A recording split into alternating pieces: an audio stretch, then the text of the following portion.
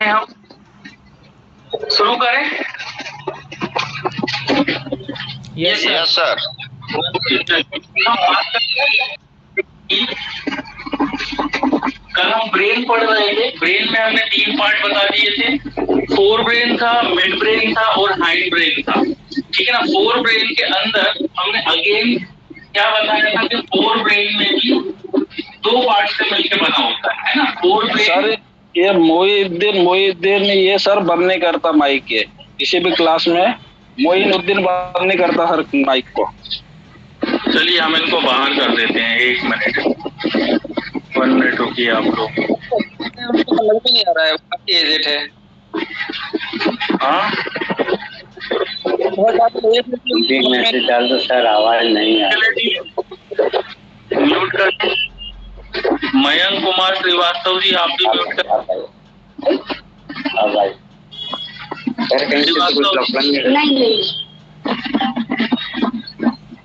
मयंक कुमार श्रीवास्तव जी आपको आवाज आ रही है हमारी? प्लीज आप अपना माइक म्यूट रखें प्लीज।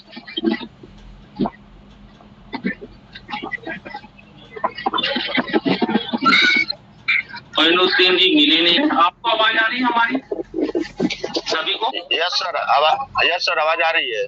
चलिए अब आप लोग सभी लोग अपना म्यूट रखें प्लीज। देखिए हम क्लियर नहीं आ रहा है सर। हाँ डिस्प्ले क्लियर नहीं आ रहा है सर।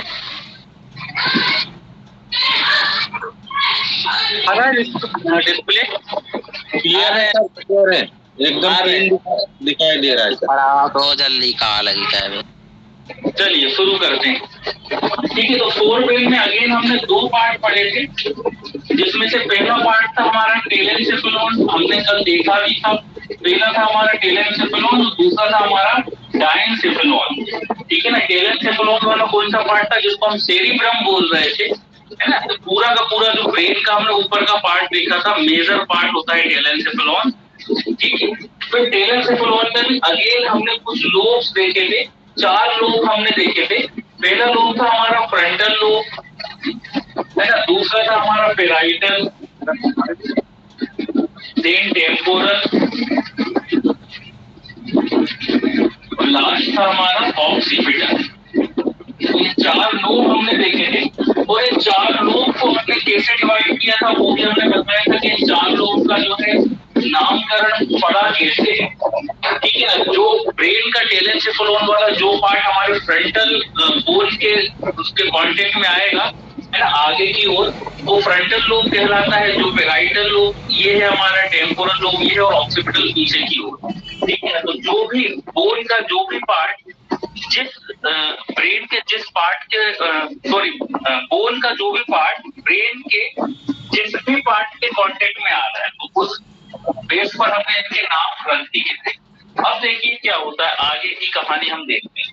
हमने कल ये भी बताया था कि फ्रंटल लोब पर कहाँ के सेंसेशन जाते हैं। फ्रंटल लोब के पास जाते हैं हमारे टेस्ट के सेंसेशन, हमारी पर्सनालिटी से डेवलप होती है। पर्सनालिटी हमारी यहीं से डेवलप होगी, हमारी थिंकिंग भी यहीं से डेवलप होती है। पर्सनालिटी हो गई, थिंकिंग हो गई, टेस्ट हो गई। ऑक्सीपिटल में हमने बताया था हमारे देखने के साइड के सेंसेशन जाते हैं। जो भी चीजें हम देख रहे हैं ये पूरे के पूरे सेंसेशन कहाँ जा रहे हैं, हमारे ऑक्सीपिटल लोब पर जा रहे हैं। टेम्पोरल लोब पर जाते हैं हमारे स्मेल के सेंसेशन। जो भी चीजों की हम स्मेल लेते हैं वो कहाँ जाएंगे, हमारे टेम्पोरल लोब पर।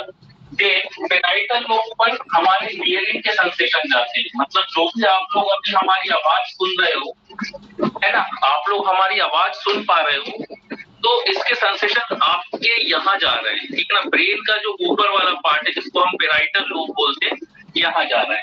और टेस्ट के सेंसेशन आते हैं हमारे फ्रंटल लोब पर। फ्रंटल लोब और भी काम करता है, थिंकिंग का, पर्सनालिटी का, ठीक है ना, हमारी रीजनिंग का। हम रीजनिंग कर पा रहे हैं बिकॉज ऑफ हमारे फ्रंटल लोब के कारण। अब देखिए किस तरह से ये लोब काम करते हैं, वो भी थोड़ा सा हम जल्दी से समझ लेते हैं। टेलेनसेफेलॉन को हमने 4 लोब में डिवाइड कर दिया, जानते हैं 4 लोब कौन कौन से हैं ये भी हम देख चुके हैं। अब एक्चुअली क्या होता है, इन चारों लोब के पास कुछ खास तरह के सेंटर्स, 3 तरह के सेंटर्स होते हैं। अगेन इनके पास 3 तरह के सेंटर्स देखने को मिलते हैं। ठीक है ना। कैसे सेंटर्स देखने को मिलेंगे देख लेते हैं। इसको मिटा देते हैं हम, इसकी जरूरत अभी है नहीं।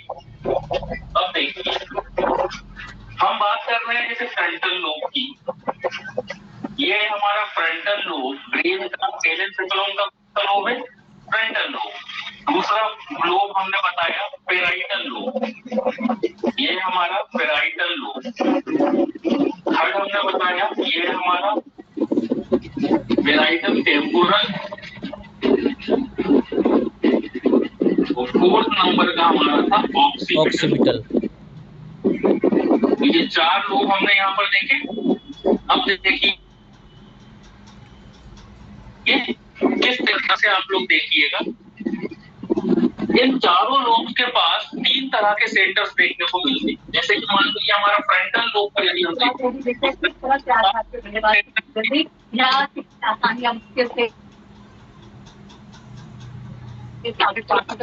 और तीसरा सेंटर ये होगा।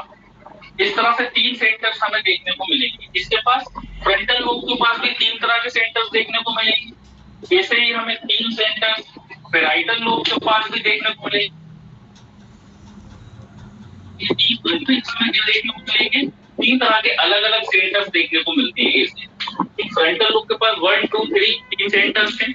पैराइटल लोब के पास भी 3 सेंटर्स हैं। जैसे टेम्पोरल लोब के पास भी 3 सेंटर्स होंगे और ऑक्सीपिटल लोब के पास भी ये 3 तरह के। सबके नाम क्या है वो क्या देख लेते हैं। पहला सेंटर जो ये है इसका नाम है sensory centre. Sensory centre, sensory centre. पहला सेंसरी सेंटर। दूसरे नंबर का जो सेंटर है इसका नाम है एसोसिएटेड सेंटर। Associated centre. और थर्ड नंबर का जो सेंटर है उसका नाम है motor centre. Motor centre. Sir screen not clear sir. Sir थोड़ा बड़ा लिखिए सर थोड़ा बड़ा करके लिखिए।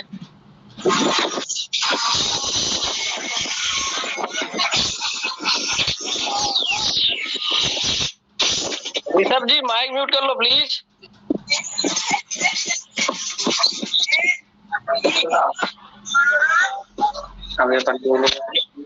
हेलो।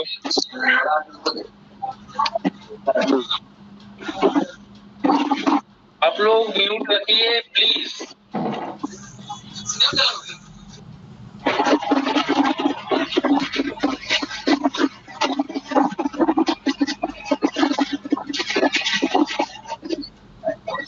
सर आशा कुशवाहा का माइक खुला हुआ है, अंकुल जी का खुला हुआ है। सर आवाज क्लियर नहीं आ रही है सर।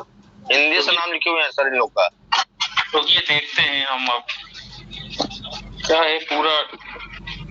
पूरा काम खराब कर देते हैं आप लोग।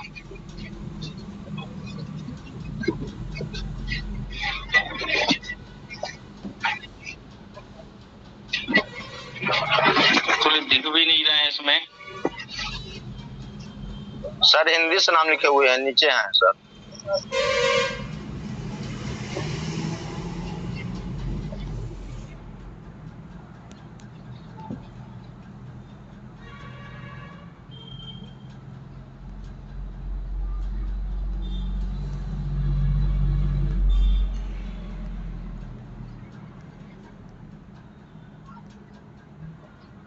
और किन किन के खुले हैं? हो गए सबके? चलिए अब सभी। अंकुल कुमार जी है। नहीं यहाँ तो शो नहीं हो रहा हमारे में। अब क्लियर है सर। चलिए अब क्लियर है। तो समझ में हमें ये चीज नहीं आती जब इन लोगों को ऑपरेट करना नहीं आता है एप्लीकेशन, तो सबसे पहले तो ऑपरेट करना सीखे एप्लीकेशंस को, म्यूट करना सीखे, उसके बाद ज्वाइन करें। धीरज कारपेंटर है। धनराज कारपेंटर। चलिए आप लोग यहाँ पर देखिए। तो हम बता रहे हैं कि इन चारों लोग के पास क्या होते हैं, 3 तरह के सेंटर्स अगेन हमें देखने को मिलते हैं। इन सेंटर्स के क्या नाम है? सेंसरी सेंटर, एसोसिएशन सेंटर और मोटर सेंटर। अब देखिए होता क्या है, जो भी चीजें अभी हमने बताया इनके पास क्या जाती है, इंफॉर्मेशन जा रही होती है। तो जो भी इंफॉर्मेशन जा रही होती है वो पहले क्या होती है, इंफॉर्मेशन जाती कहाँ है? हमारे सेंसरी सेंटर्स के अंदर जाती है। जैसे कि फ्रंटल लोब की बात करें, फ्रंटल लोब के पास टेस्ट के सेंसेशन जाते हैं, हम अच्छे से अब जान गए है ना कि जो भी टेस्ट हम ले रहे हैं ये पूरा का पूरा सेंसेशन कहाँ जा रहा है? हमारे फ्रंटल लोब के पास। तो फ्रंटल लोब के पास कहाँ जाता है? सेंसरी सेंटर्स के पास जाता है। सबसे पहले इंफॉर्मेशन जाती है, क्योंकि सेंसरी आप ऐसे याद रखना, सेंस के थ्रू इंफॉर्मेशन जाना, मतलब सेंसरी का मतलब ही होता है जाना, है ना, इंफॉर्मेशन का जाना। तो सेंसरी सेंटर्स में जाएगी। देन अब क्या होता है कि जो भी टेस्ट से रिलेटेड हमारे पास्ट एक्सपीरियंस रहते हैं, जैसे कि हम जानते हैं यदि हम मीठा खाएंगे तो हमें पता होता है कि ये मीठा हम खा रहे हैं। यदि हम कोई सॉल्टी जो है फूड खाते हैं या हम नमक को हम अपने टंग के ऊपर रख लें तो हमें पता रहेगा, यदि हमारी आंखें भी बंद रहेगी, कोई टंग पर नमक रख दे तो हमें पता रहेगा कि हम नमक खा रहे हैं। या मान लो कुछ मीठा हमारे जो है टंग पर रख दिया जाए तो हमें पता रहता है कि हम मीठा खा रहे हैं। तो ये कैसे पता है? बिकॉज ऑफ मान लो हम मीठा खा रहे हैं, ठीक है ना। अब ये इंफॉर्मेशन कहाँ जाएगी? टंग से जो है नर्व रहेगी, ठीक है ना। तो नर्व सेंसेशन को लेके कहाँ जाएगी? हमारे फ्रंटल लोब के सेंसरी सेंटर्स के पास। अब सेंसरी सेंटर्स क्या करता है? सेंसरी सेंटर्स इंफॉर्मेशन को भेज देता है एसोसिएशन सेंटर्स के पास। एसोसिएशन सेंटर्स के पास भेज देता है। क्यों भेज देता है? क्योंकि हम खा क्या रहे हैं, ये मीठा है या नमकीन है या कड़वा है, ये पूरी की पूरी इंफॉर्मेशन स्टोर कहाँ पर है? ये स्टोर रहती है एसोसिएशन सेंटर्स के पास। मतलब क्या हुआ? इंफॉर्मेशन पहले सेंसरी सेंटर्स के पास आएगी, सेंसरी सेंटर्स उस इंफॉर्मेशन को कहाँ भेज देगा? हमारे एसोसिएशन सेंटर्स के पास भेज देगा।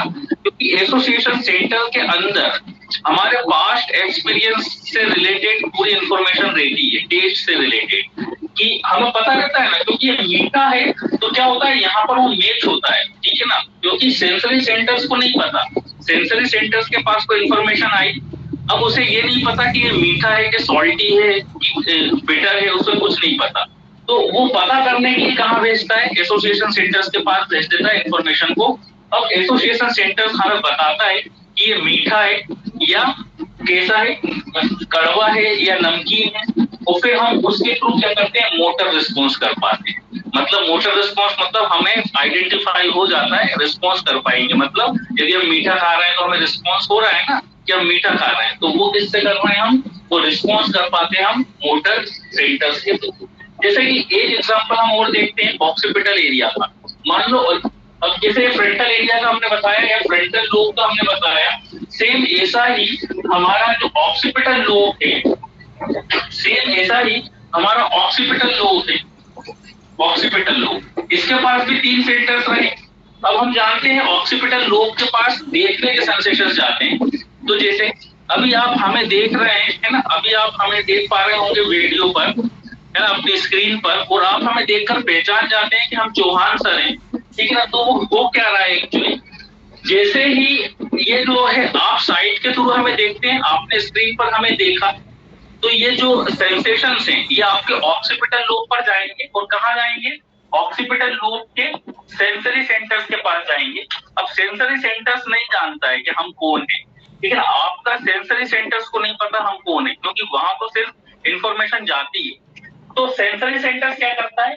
वो साइट की जो इंफॉर्मेशन आई है वो कहाँ भेज देगा? वो भेज देगा एसोसिएशन सेंटर्स के पास। अब एसोसिएशन सेंटर्स के अंदर आपके ऑक्सीपिटल लोब में जो एसोसिएशन सेंटर है, उस सेंटर्स में हमसे रिलेटेड इंफॉर्मेशन सेव है, ठीक है ना। तो वो क्या करता है? यहाँ पे आके ढूंढता है, ठीक है ना। इंफॉर्मेशन यहाँ आएगी, अब यहाँ पे आके वो आइडेंटिफाई करेगा कि जो चीज हम देख रहे हैं ये एक्चुअली है क्या। तो एसोसिएशन सेंटर्स के पास हमारी पिक आपके एसोसिएशन सेंटर्स के अंदर सेव रखी हुई है, ठीक है ना। तो वो एसोसिएशन सेंटर बता देता है आपका ये चौहान सर है, ठीक है ना। अब आप क्या करते हो? उस फिर हमें रिस्पॉन्स करोगे, मतलब रिस्पॉन्स करोगे मतलब हमें पहचान गए, चाल बढ़ा दो, तो पहचान जाते हैं तो वो हम रिस्पॉन्स कर देते हैं, ठीक है ना। मतलब वो मोटर रिस्पॉन्स होता है। ऐसा ही होगा हमारे टेम्पोरल लोब के पास कि हम किसी की आवाज सुन रहे हैं, मान लो हमारी आईज बंद है या पीछे से किसी ने हमें आवाज लगाई, तो हम उस आवाज को आइडेंटिफाई कर लेते हैं, ठीक है ना। और नहीं कर पा रहे हैं तो वो क्यों नहीं कर पा रहे हैं? क्योंकि उससे उस आवाज से रिलेटेड इंफॉर्मेशन हमारे एसोसिएशन सेंटर्स के पास नहीं। यदि हमारे एसोसिएशन सेंटर उस पर्टिकुलर जो भी रिस्पॉन्स से रिलेटेड इंफॉर्मेशन स्टोर रहती है, तब हम मोटर रिस्पॉन्स को प्रॉपर्ली कर पाते हैं। अदरवाइज हम मोटर रिस्पॉन्स नहीं कर पाते, मीन्स हम आइडेंटिफाई नहीं कर पाते। तो ऐसा ही होता है सुनने में। हमने कोई वॉइस को सुना, किसी की आवाज हमने सुनी, तो वो आवाज ईयर के थ्रू कहाँ गई? वो आवाज हमारे ईयर के थ्रू गई हमारे जो हमारा पेराइटल लोब है, पेराइटल लोब के सेंसरी सेंटर्स के पास। अब सेंसरी सेंटर्स उस इंफॉर्मेशन को कहाँ भेजेगा? एसोसिएशन सेंटर्स के पास भेजेगा।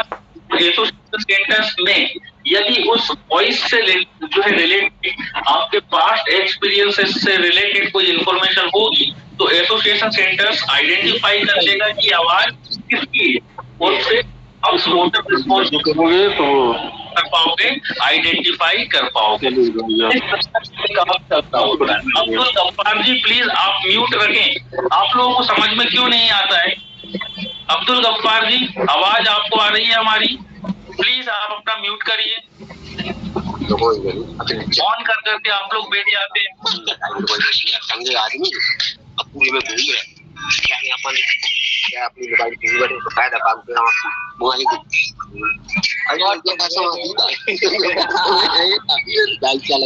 चल गया बताओ तो बताए तो नहीं बोलने काउंट नहीं आते काम करते हैं। माइक म्यूट कीजिए सर इनको रेस्ट्रिक्ट कर दीजिए सर, बिल्कुल।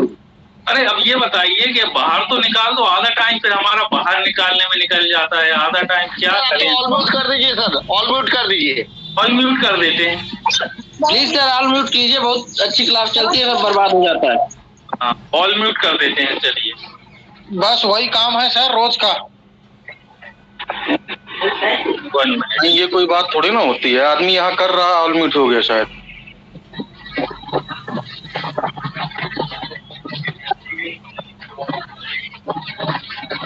चलिए आप सब लोगों को हमने ऑल म्यूट कर दिया है। अब जिनको अपना अनम्यूट करना है वो करते रहें, जिनको बात करना है करते रहें, जिनको पढ़ना है वो पढ़ें, ठीक है ना? क्योंकि ऐसे बहुत डिस्टरबेंस होता है।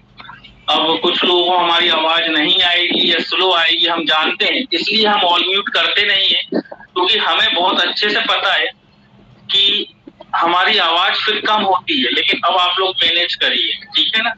क्या करें, हम मजबूर हो जाते हैं, वैसे तो हम करते भी नहीं है ऑल म्यूट। चलिए तो अब यहाँ पर अपन आ जाते हैं फिर से। तो इसी तरह से हमारे जो सेंटर्स हैं वो काम कर रहे होते हैं। मीन्स हम बताना क्या चाह रहे हैं, एक बार फिर से आप लोग सुन लीजिए। हम बताना ये चाह रहे हैं कि हमारे जो 4 लोग हैं जहां पर हमारे सेंस से रिलेटेड इंफॉर्मेशन जा रही है, इन चारों लोब्स के पास क्या होते हैं? 3 तरह के सेंटर्स होते हैं। पहला हो गया सेंसरी सेंटर्स, दूसरा हो गया एसोसिएशन सेंटर्स, तो तीसरा हो गया मोटर सेंटर। क्या होता है कि कोई भी इंफॉर्मेशन पहले कहाँ जाएगी? सेंसरी सेंटर्स के पास जाती है। सेंसरी सेंटर्स उस इंफॉर्मेशन को भेज देता है एसोसिएशन सेंटर्स के पास, है ना? अब एसोसिएशन सेंटर्स के अंदर क्या होता है? उससे रिलेटेड इंफॉर्मेशन पहले से ही स्टोर रहती है, हमारे पास्ट एक्सपीरियंसेस से रिलेटेड। जैसे कि आप हमें जानते हो, आप हमें देख चुके हो, है ना? आप हमें डेली देख रहे हो, तो डेली देख रहे हो तो अब आप पहचान जाते हो हमें, क्योंकि हमारी इमेज आपके पास्ट एक्सपीरियंसेस के थ्रू कहां पर आके स्टोर हो गई थी? एसोसिएशन सेंटर्स के पास आके स्टोर हो गई थी, ठीक है ना? और हम रोज ही मिलते हैं आपको, रोज आप हमें देखते हो, तो इसलिए आप इजीली हमें पहचान जाते हो। कभी कभी क्या होता है, आप लोगों ने देखा होगा कि किसी व्यक्ति को हम देखते हैं और ऐसा हमें लगता है कि हाँ कहीं तो हमने इनको देखा है, लेकिन हम रिमाइंड नहीं कर पाते। उस कंडीशन में ऐसा होता क्या है कि आपने जरूर उस व्यक्ति को कभी ना कभी तो देखा है, लेकिन उसकी इमेज आपके एसोसिएशन सेंटर्स में तो पड़ी हुई है।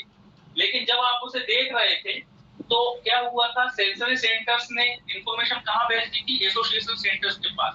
अब आपके एसोसिएशन सेंटर्स को थोड़ा सा टाइम लग जाता है ढूंढने में कि एक्चुअली ये जो मेरे पास इंफॉर्मेशन आ रही है, सेंसरी सेंटर्स मेरे पास जो इंफॉर्मेशन भेज रहा है, तो ये पर्सन है कौन, है ना? तो कभी कभी हम जो लेट जो है रिस्पॉन्स कर पाते हैं बिकॉज ऑफ एसोसिएशन सेंटर्स को थोड़ा सा टाइम लग जाता है। और यदि हम डेली किसी व्यक्ति को देख रहे हैं, ठीक है ना, और आसानी से किसी को पहचान जा रहा है, तो इट मींस एसोसिएशन सेंटर्स में उससे रिलेटेड इमेज बिल्कुल ऊपर ही पड़ी हुई है ना? इमेज बिल्कुल ऊपर पड़ी हुई है, तो एसोसिएशन सेंटर्स तुरंत ही पहचान जाता है, अच्छा ये व्यक्ति एबीसी कोई भी हो सकता है ना? तो इस तरह से ये चारों लोग के पास ऐसा होता है। बस ये है कि एसोसिएशन सेंटर्स के पास जो है उससे रिलेटेड इंफॉर्मेशन होनी चाहिए, तभी हम जो है प्रॉपर्ली मोटर रिस्पॉन्स कर पाते हैं। जैसे फॉर द एग्जांपल एक एग्जांपल हम और देंगे मोटर रिस्पॉन्स का, कि हम यदि इंफॉर्मेशन है तो हम मोटर रिस्पॉन्स कर पाएंगे, इंफॉर्मेशन नहीं है तो हम मोटर रिस्पॉन्स नहीं कर पाएंगे। एक सबसे अच्छा एग्जांपल हम और देते हैं जैसे कि मान लो आप कहीं से जा रहे हैं, आपके साथ एक मान लो बहुत छोटा सा बच्चा भी जा रहा है, ठीक है ना, मान लो 6 महीने का कोई बेबी है, आप उसको गोदी में लेकर जा रहे हैं, ठीक है ना, और कहीं ऐसी जगह से गुजर रहे हैं जो कि मान लो कोई स्मेल आ रही है, कोई गंदी सी स्मेल आ रही है, कोई कचरा है ना, कोई इस तरह का कोई सीवेज लाइन वहां से निकल रही है, तो क्या होगा, अब क्या होगा, उस सीवेज की स्मेल जैसे ही आपके नोज में जाएगी, ठीक है ना, और वही सीवेज की स्मेल जो आपके साथ बेबी है 6 महीने का या 7 महीने का या साल भर का,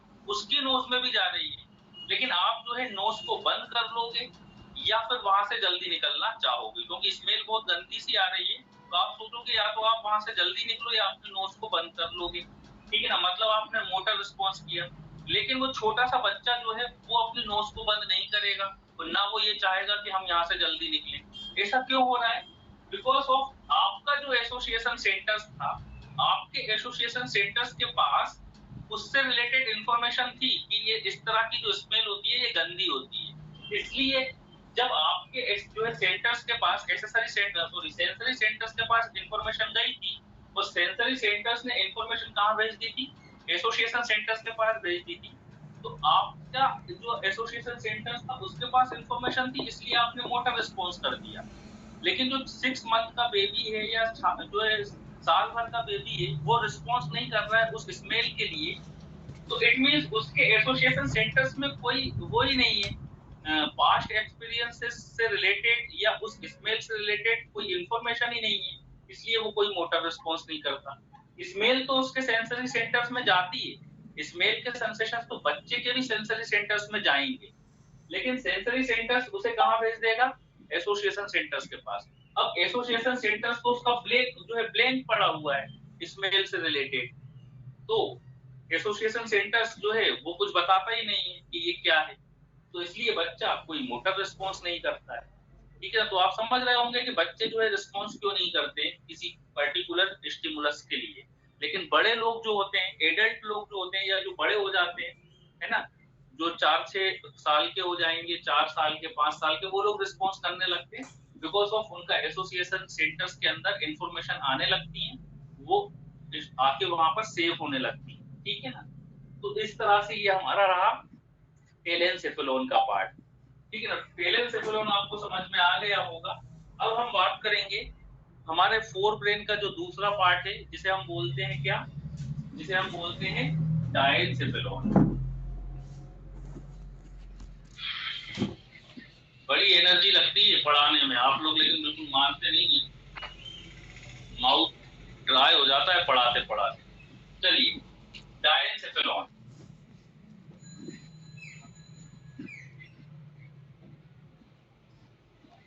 टेलेनसेफेलोन हमारा हो गया।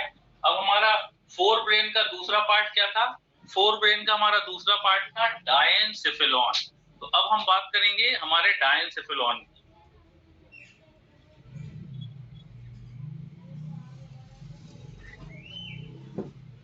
चलिए, डायनसेफेलोन की अब हम बात करेंगे। तो डायनसेफेलोन में हमने देखा था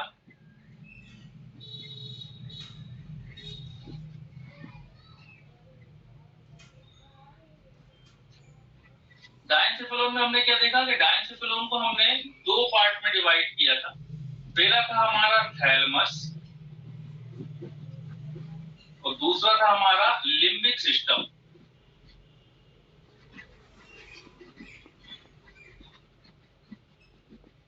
लिम्बिक सिस्टम, ठीक है ना, याद आ रहा है? कल हमने जो है थैलेमस को डायनसेफेलोन को दो पार्ट में डिवाइड किया था। डाई से याद रखना, डाई का मतलब होता है दो, तो हमने यहाँ पर इसको दो पार्ट में डिवाइड कर दिया। पहला था हमारा थैलेमस और दूसरा था हमारा लिम्बिक सिस्टम। अब देखिए जरा, ये पार्ट जो है हमारा थैलेमस। अब सबसे पहले हम देखेंगे थैलेमस में, थैलेमस किस तरह से काम करता है। डायनसेफेलोन क्या होता है ये तो हम कल जान चुके। जब हम टेलेनसेफेलोन को हटाएंगे तो हमें जो दूसरी लेयर दिखाई देगी फोर ब्रेन की, ये दोनों फोर ब्रेन के ही पार्ट है, उसे हम क्या बोलते हैं, थैलेमस, सॉरी उसे हम बोलते हैं डायनसेफेलोन। अब डायनसेफेलोन को अगेन थैलेमस और लिम्बिक सिस्टम में हमने डिवाइड। मीटिंग चल रहा है, थोड़ी देर बैठ जाओ। हम बात करेंगे थैलेमस। थैलेमस बड़ा मजेदार ऑर्गन है, या हम कह सकते हैं हमारे ब्रेन का थैलेमस बड़ा इंपोर्टेंट पार्ट है, बड़ा मजेदार पार्ट है। इस तरह से इसको आप इस तरह से समझ सकते हैं कि थैलेमस हमारे ब्रेन में एज अ रिसेप्शनिस्ट काम करता है। रिसेप्शनिस्ट कह सकते हैं। हमारे ब्रेन का क्या है, थैलेमस हमारे ब्रेन का रिसेप्शनिस्ट होता है। अब रिसेप्शनिस्ट होता है, इसको एक एग्जांपल से हम समझाते हैं, ठीक है ना। जैसे कि मान लो किसी पर्टिकुलर जगह पर जो रिसेप्शनिस्ट होते हैं, आप होटल में जाएंगे तो वहां भी आपको रिसेप्शनिस्ट मिलेंगे, है ना। और रिसेप्शनिस्ट का काम क्या होता है, रिसेप्शनिस्ट का मेन काम क्या होता है कि आपको गाइड करना, ठीक है ना। आप यदि उनकी होटल में आए हैं, आप यदि उनके ऑर्गेनाइजेशन में गए हैं, तो आपको वो गाइड करेंगे, आपको इंफॉर्मेशन प्रोवाइड कराएंगे, ठीक है ना। तो सेम ऐसा ही काम कुछ हमारा थैलेमस कर रहा होता है। इस तरह से अभी आपको समझ में आ जाएगा। जैसे कि फॉर द एग्जाम्पल, मान लो हम कॉलेज में हैं, ठीक है ना। हमारे यहाँ भी जैसे कॉलेज में एक रिसेप्शनिस्ट बैठा होता है, ठीक है ना। तो मान लो आपको हमसे मिलना है, हमने कहा ठीक है, हम XYZ किसी भी अपने कॉलेज का नाम लिया कि हम जो है यहाँ पर पढ़ाते हैं, आप हमसे आके यहाँ मिलिए, ठीक है ना। अब आप हमसे मिलने आएंगे, तो जब आप मिलने आएंगे तो आप कॉलेज में जाके चिल्लाने तो लग नहीं जाएंगे कि चौहान सर कहाँ है जरा, है ना। इस तरह से चिल्लाएंगे तो है नहीं। आप सबसे पहले क्या करेंगे, आप रिसेप्शन पे जाएंगे और रिसेप्शन पे जाके आप पूछेंगे कि चौहान सर कहाँ मिलेंगे, हमें उनसे मिलना है।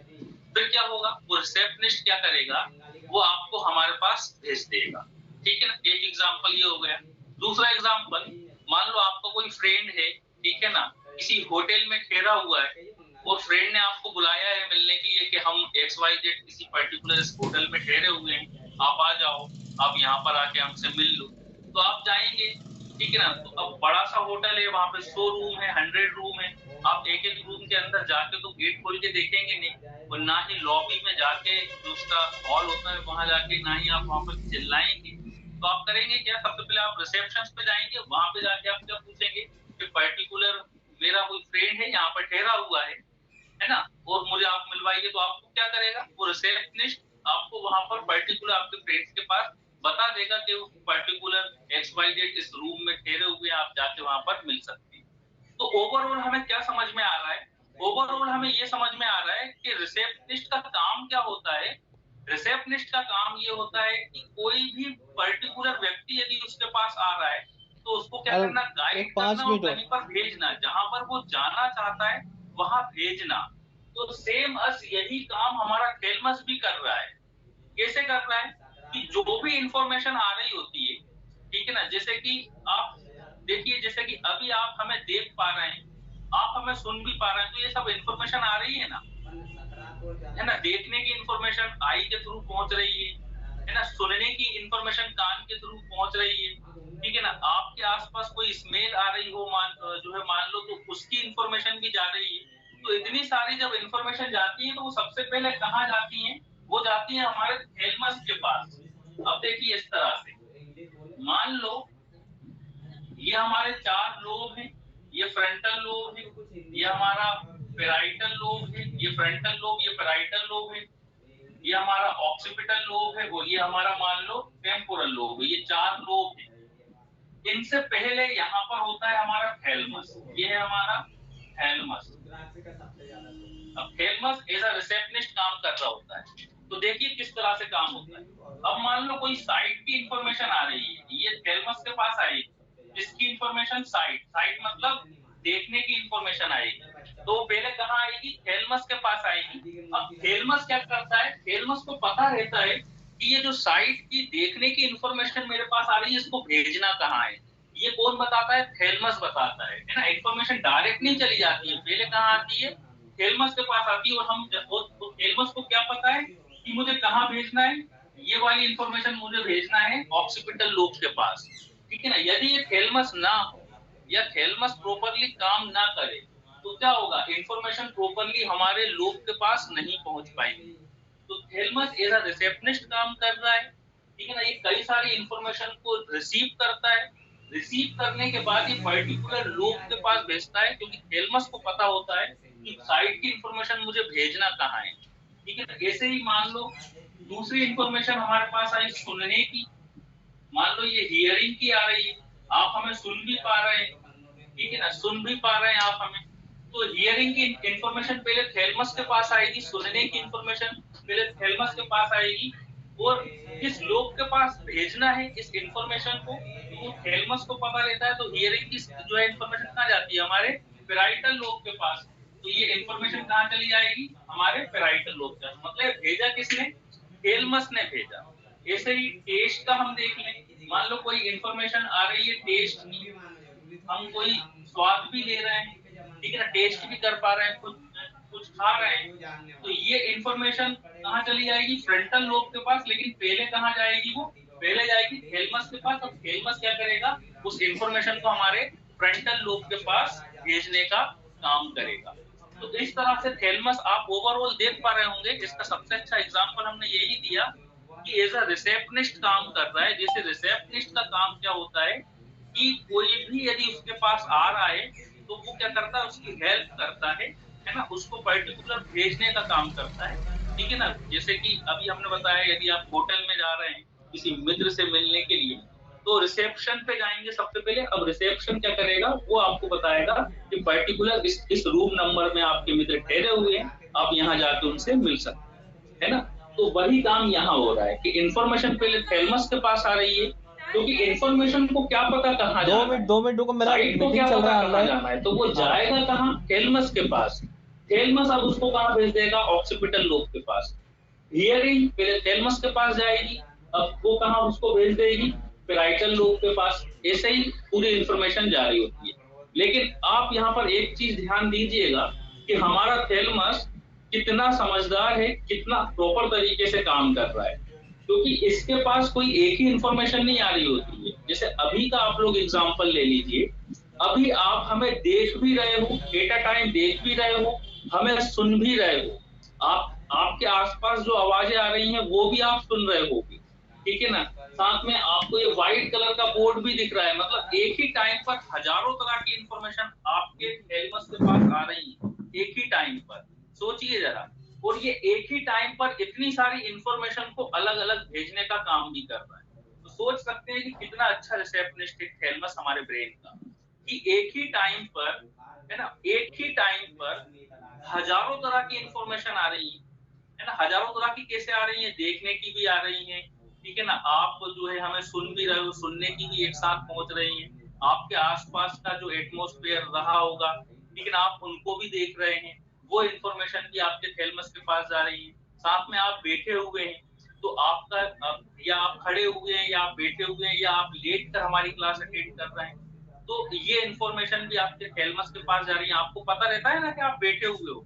यदि आप बैठे हो तो आपको पता है आप बैठे हैं, यदि आप लेटे हुए हो तो आपको पता रहता है कि हम लेटे हुए हैं। क्यों, क्योंकि ये इंफॉर्मेशन भी तो जा रही है। आपका जो स्किन है आपका, यदि आप बैठे हो तो आपका जो हिप बोन है, हिप बोन के आसपास की जो स्किन है, तो यहाँ की जो मसल्स है, मसल्स के थ्रू ये इंफॉर्मेशन आपके थैलेमस में जा रही है, ठीक है ना। और थैलेमस में जाकर ये इंफॉर्मेशन, मतलब सोचिए एक ही टाइम पर कितनी ज्यादा इंफॉर्मेशन इसके पास आ रही होती है, और वो उन सभी को एक ही टाइम पर क्या करता है, आइडेंटिफाई करवाने में हेल्प करता है। मींस अलग अलग लोब में भेजने का काम करता है। कभी भी ऐसा नहीं होता है आपके साथ कि आप हमें देख तो पा रहे हो लेकिन सुन थोड़ी देर बाद पाओगे। यदि हम अभी जो बोल रहे हैं वो तुरंत के तुरंत आप सुन लोगे, है ना। ऐसा कभी नहीं होता है कि हम 2 मिनट पहले कुछ बोले थे वो आपको 2 मिनट बाद सुनाई दे, है ना। हम आपको दिखाई तो दे गए थे लेकिन हम बोल क्या रहे हैं ये 2 मिनट बाद सुनाई दे, नहीं होता है ना। एट अ टाइम जिस समय हमने बोला उसी समय आपने सुन लिया और आप हमें देख भी पा रहे हो। तो ऐसा क्यों हो पा रहा है, बिकॉज ऑफ थैलेमस उसी समय एट अ टाइम हजारों तरह की इंफॉर्मेशन उसके पास आ रही है एक ही टाइम पर। तो वो एक ही टाइम पर सभी इंफॉर्मेशन को अलग अलग जगह पर, अलग अलग लोग पर पहुंचाने का काम कर रहा होता है। तो ओवरऑल हम देखें थैलेमस किस तरह से काम कर रहा है।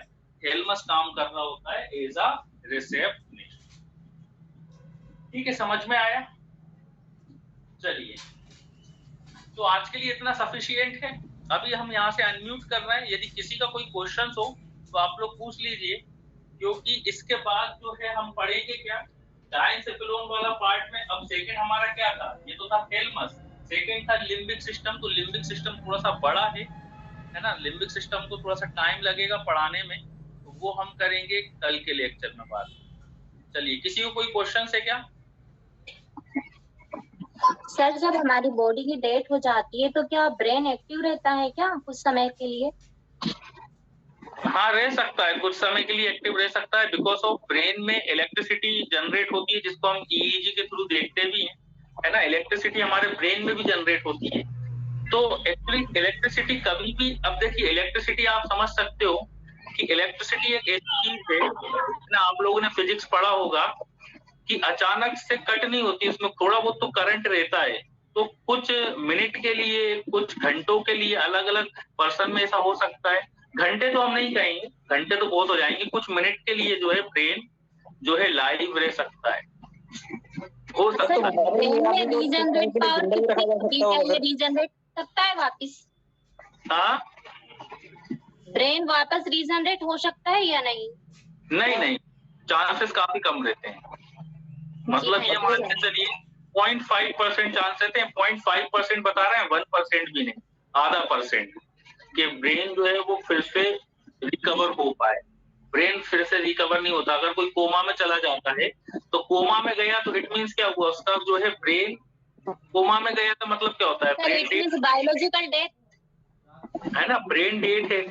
तो ब्रेन अगर डेड है तो कोमा से जरूरी नहीं है कि वो निकल के आ जाए, ठीक है ना। हो सकता है कि यदि कोई कोमा में गया है तो हो सकता है कि वो क्या हो, काफी टाइम लग जाए, 10 साल लग जाए, 20 साल लग जाए, क्योंकि ब्रेन उस समय क्या हो जाता है, डेड हो जाता है। ब्रेन के पास कोई इंफॉर्मेशन इस तरह से जाती नहीं है। और एक हम चीज और बताएंगे, वो हमें कल याद बताना, कोमा में जाने पर क्या होता है, ठीक है ना, तो वो हम कल बताएंगे। अब ब्रेन पढ़ रहे हैं तो बता देंगे कि होता है ना उस समय, तो ज्यादा सोचने से कोमा से वापस आने के बाद ब्रेन फिर वापस काम आ जाता है, मेमोरी वापस आती है, डेड हो जाती है सर? हाँ, वही यही हम बताएंगे कल के लेक्चर में, हम बताएंगे कि मेमोरी वापस आती है कि होता क्या है। आप लोग सर बड़ा आश्चर्य। सर जी, ब्रेन रात को सोते समय कितनी देर तक काम करता है? ब्रेन कभी काम करना बंद नहीं करता है, ब्रेन रात में भी काम कर रहा होता है, ठीक है ना। ब्रेन कभी, ब्रेन, हार्ट और लंग्स, एक चीज हम बता दें, हमारे 3 वाइटल ऑर्गन होते हैं। ये कभी, वैसे तो कोई भी ऑर्गन काम करना बंद नहीं करता, बस इनकी स्लो हो जाती है, प्रोसेस जरूर स्लो हो सकती है, लेकिन ब्रेन, हार्ट और लंग्स यदि इनने काम करना बंद कर दिया तो काम ही हो जाएगा, ठीक है ना। ये याद रखिएगा, ये 3 ऑर्गन जो है ये कभी भी काम करना बंद नहीं करे। ब्रेन, हार्ट एंड लंग्स ये तभी काम करना बंद करते हैं जब डेथ हो जाती है। ब्रेन कभी काम करना बंद नहीं करता, ठीक है ना। ब्रेन कब काम करना बंद करेगा, या तो कोमा में।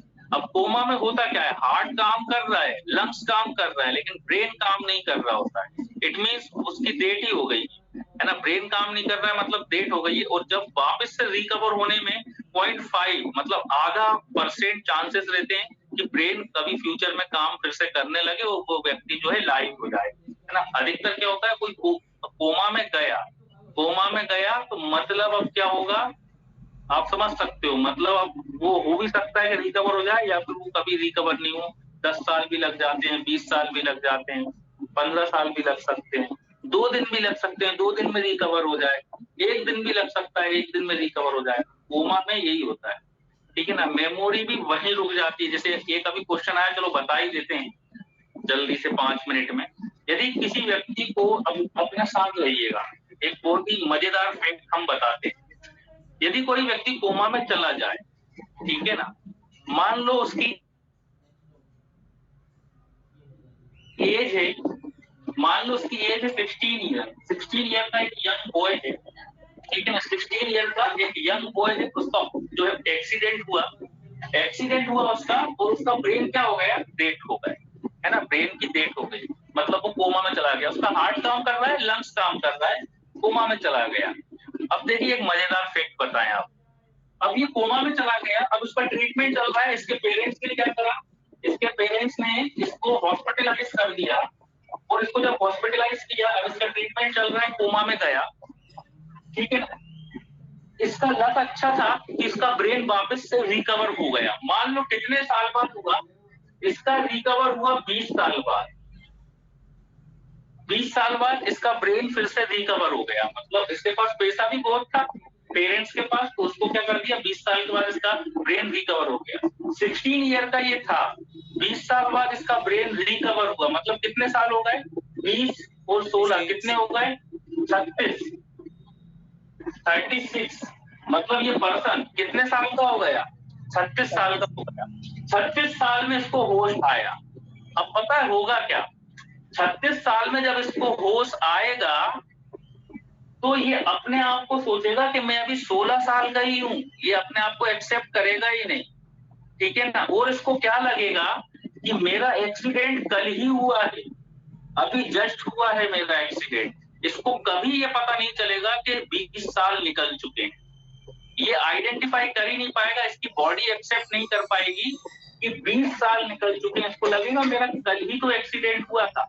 ऐसा क्यों होता है बताते हैं। कोमा की कंडीशन में क्या होता है कि ब्रेन ने काम करना बंद कर दिया, इंफॉर्मेशन आना बंद हो गई, मतलब उसकी मेमोरी वहीं रुक जाती, मेमोरी उसकी वहीं रुक गई, ठीक है ना। अब होता क्या है, अब मान लो 20 साल गुजर गए, अब 20 साल के बाद जब उसका ब्रेन एक्टिव होगा तो मेमोरी जहां पर रुकी थी वहीं से शुरू होती है, ठीक है। समझ पा रहे हो आप इस चीज को? वहीं से शुरू होती है, मतलब आप इसको ऐसे समझ सकते हो कि आप कोई, अभी तो ऐसा होता नहीं है, पहले के टाइम पर वीसीआर चलते थे, है ना, हम कैसेट उसमें लगाते थे और मूवी देख रहे हैं, अचानक से लाइट चली जाए, अचानक से लाइट चली जाए, मूवी बंद हो गई। अब क्या होगा, फिर से जब लाइट आएगी तो मूवी वहीं से शुरू होगी ना जहां पर छोड़ी थी, है ना। पहले ऐसे ही होता था, अब आजकल तो सीडी और पेन ड्राइव में तो ऐसा नहीं होता।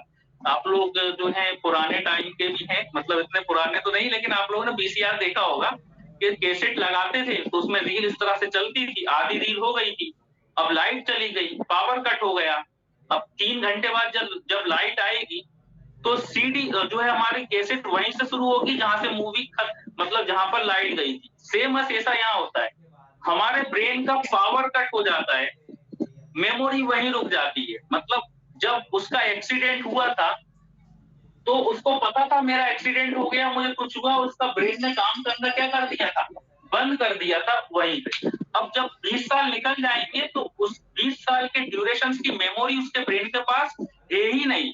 ब्रेन अचानक से एक्टिव होगा तो उसको क्या लगेगा, उसको लगेगा कि मेरा कल ही तो एक्सीडेंट हुआ था, वो सोच ही नहीं पाएगा कि 20 साल गुजर चुके, है ना। वो अपनी बॉडी को देखेगा तो वो घबरा जाएगा कि ये क्या हो गया, है ना। वो एक्सेप्ट उसकी बॉडी करेगी ही नहीं। समझ पा रहा हूँ क्यों जो है एक्सेप्ट नहीं करेगी, क्योंकि मेमोरी वहीं पर रुक जाती है जब ब्रेन डेड होता है, क्योंकि अब कोई इंफॉर्मेशन आ नहीं रही है, मेमोरी हमारी वहीं रुक गई।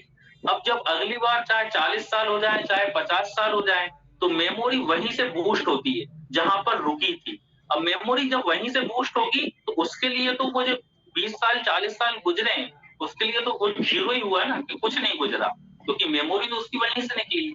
वो तो जो उसके आसपास के लोग हैं, बाकी लोगों को, उसके रिलेटिव को पता है कि 20 साल गुजर चुके हैं, ठीक है ना। भले ही वो 10 साल का था, 10 साल में उसका एक्सीडेंट हुआ था, है ना, 40 साल के बाद उसकी मेमोरी वापस आई, ठीक है ना। अब वो कितने साल का हो गया, 50 साल का बुजुर्ग हो चुका है, ठीक है ना। लेकिन उसकी मेमोरी 10 साल के बच्चे के बराबर ही रहेगी। वो ये सोचेगा कि ये हो क्या गया, मैं 50 साल का कैसे हो गया, वो घबरा जाएगा अपने आप को देखकर, उसके लिए टाइम ही रुक गया है। समझ सकते हो, यहाँ पर उसके लिए टाइम लैप्स हो गया है। क्यों लैप्स हो गया है टाइम वहीं रुक जाता है, ठीक है ना। यदि किसी को कोमा आता है तो उसका टाइम वहीं रुक जाता है, उसको लगता है कल ही की तो बात है, कल ही तो मेरा एक्सीडेंट हुआ था, वहीं से मेमोरी उठ के आती है। जबकि निकले कितने साल है, निकले 40 साल हो गए। अब पहले वो 10 साल का था तब उसको कोमा आया था, 50 साल में उसको होश आया, तो वो जब होश आएगा वो तो घबरा जाएगा अपने आप को देखकर, वो एक्सेप्ट ही नहीं कर पाएगा कि ये 40 साल गुजर चुके, क्योंकि 40 साल की मेमोरी उसके ब्रेन के अंदर है ही नहीं। समझ पा रहे हो ना क्यों घबराएगा वो, क्योंकि 40 साल की जो मेमोरी थी उसके ब्रेन के पास थी ही नहीं, मतलब वो 40 साल उसके लिए जीरो ईयर है, मीन्स टाइम उसके लिए रुक गया। इसमें करके देखना पड़ेगा ऐसे केस में फिर क्या होता है, ऐसा केसेस में फिर देखिए ऐसे केसेस में अगर देखिए टाइम ड्यूरेशन ज्यादा है तो पर्सन जो है सरवाइव कर नहीं पाता है। अगर टाइम ड्यूरेशन बहुत लंबा निकल गया, 4 साल 5 साल निकले तो ठीक है, लेकिन टाइम ड्यूरेशन मान लो 10 साल का कोई बच्चा था, उसको कोमा में चला गया, अब उसको होश आ रहा है 40 साल के बाद, तो वो कैसे एक्सेप्ट करेगा, क्योंकि वो तो उसकी बॉडी एक्सेप्ट ही नहीं कर पाएगी। है ना, तो वो फिर सरवाइव करना उसके लिए मुश्किल होता है, ठीक है ना। चलिए बात समझ में आई अच्छे से। सर ये कोमा होने में मेरा कल करें अपन कंटिन्यू, समझ में आया। हेलो हेलो हेलो अरे एक एक करके पूरा करिए आप लोग प्लीज। कोई बैक में क्यों चला जाता है? नहीं आ रहा है समझ में, आप लोग 4-4 5-5 सभी एक साथ हैंड राइज करने के लिए बोल दीजिए, हैंड राइज करने के लिए बोल दीजिए। हाँ बोलिए, हैंड राइज करो। गोविंद सिकदर जी बताइए, गोविंदा जी। नहीं मैं सर बोल रहा हूँ हैंड राइज करने के लिए बोल दीजिए जिसको बोलना चाहे। हाँ चलिए सर अगर कोई क्वेश्चंस नहीं तो अपन मिलते हैं कल के लेक्चर। सर एक क्वेश्चन मेरा, सर ये ब्रेन अनकॉन्शियस जो पेशेंट होते हैं तो उनमें ब्रेन काम करता है क्या सर? अनकॉन्शियस पेशेंट में ब्रेन काम करता है, सिर्फ उनके लोग काम नहीं कर रहे होते हैं जहाँ पर इंफॉर्मेशन जा रही, लेकिन ब्रेन का दूसरा पार्ट तो काम कर रहा है ना, अनकॉन्शियस पेशेंट में करता है। हम बात कर रहे हैं कोमा, कोमा में ब्रेन बिल्कुल जो है काम नहीं करता, ब्रेन की डेट हो चुकी होती है। मेरा एक सवाल है सर, एक छोटा सवाल मेरा है, जब ह्यूमन का ब्रेन काम नहीं करता तो फिर उसकी बॉडी की ग्रोथ कैसे हो जाती है? बॉडी की ग्रोथ देखिए, हाँ ये बहुत अच्छा क्वेश्चन आपने पूछा। यदि ह्यूमन बीइंग का ब्रेन जो है काम नहीं कर रहा तो ग्रोथ कैसे होगी, क्योंकि ग्रोथ तो हार्मोन्स के कारण हो रही है। देखिए यदि किसी ह्यूमन बीइंग में कोमा की कंडीशन यदि आ गई है और कोमा की कंडीशन में उसको हॉस्पिटलाइज करना जरूरी रहता है, तो क्या होता है उसकी ग्रोथ के लिए, है ना, हम क्या करते हैं बाहर से मेडिसिनल, मतलब हम बाहर से क्या देंगे, हार्मोन थेरेपी भी देते हैं, उसका ट्रीटमेंट बाहर से चल रहा है ना, तो ब्रेन तो भले ही काम नहीं कर रहा है लेकिन हमारा हार्ट प्रॉपर काम कर रहा है उसमें, और क्या काम कर रहा है, हमारा लंग्स भी प्रॉपर काम कर रहा है, ठीक है ना। तो पूरी तरह से तो ग्रोथ वैसी नहीं होगी जब उसको होश आएगा, क्योंकि ब्रेन के द्वारा ग्रोथ कराना वो एक नेचुरली है, हमारे बॉडी की ग्रोथ एक ब्रेन करवा रहा है वो नेचुरली है। लेकिन ठीक है ना, अब हम क्या करेंगे, जैसे कि मान लो बच्चा है, हम ग्रोथ हार्मोन्स बाहर से देना शुरू कर देंगे, जितने क्वांटिटी में जरूरत होती है हम बाहर से उसको ग्रोथ हार्मोन्स देंगे, क्योंकि वो तो हॉस्पिटलाइज ऑलरेडी है ना, तो उसकी पूरी केयर मेडिसिन के ऊपर डिपेंड करती है ना। और इसीलिए जो है पहली बात तो ऐसा होता ही नहीं है कि किसी को 40 साल बाद 40 साल का खर्चा कितना हो जाएगा, है ना, समझ पा रहा हो, भले ही कोई इतना ही पैसे वाला क्यों ना हो, या हम बोले कोई मान लो इतना ज्यादा उसके पास पैसा नहीं है, तो 40 साल हॉस्पिटल में रखना कोमा की कंडीशन में किसी भी फैमिली के लिए काफी डिफिकल्ट हो जाएगा।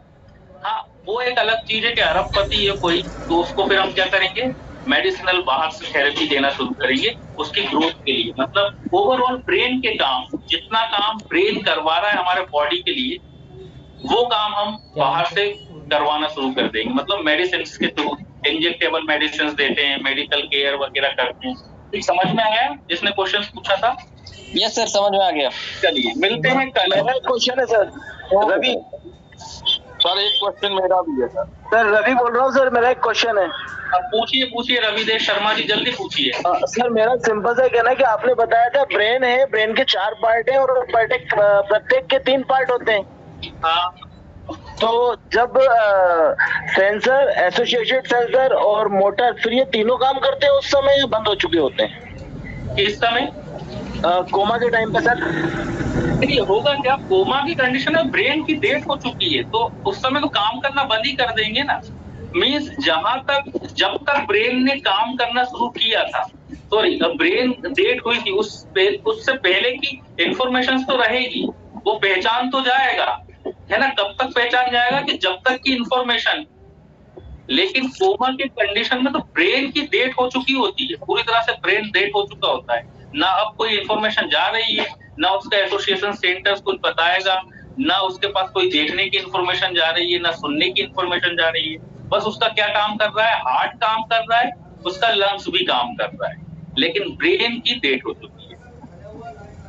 सेंसर तो काम कर सकता है ना सर? चलिए मिले, अब कल मिले, बाकी क्वेश्चन आप लोग सर इसका पीडीएफ मिलेगा क्या जो आप पढ़ा रहे हैं सर? समझ में आया? Yes sir, thank you sir, good night, next class. समझ में तो आया सर, लेकिन आधा समय तो साउंड में निकल गया, साउंड ही नहीं आया। तो क्या करें, आपको आप लोग जो है निकलते चलिए, मिलते हैं कल। कल अपन देखेंगे लिम्बिक सिस्टम के बारे में, काफी मजेदार है लिम्बिक सिस्टम भी, तो कल की क्लास में अपन मिलते हैं। सर इसका पीडीएफ कौन सा system? Limbic system, limbic system, ठीक है सर। ओके, सिस्टम कल पढ़ेंगे। Okay sir, okay sir, good night. Thank you sir.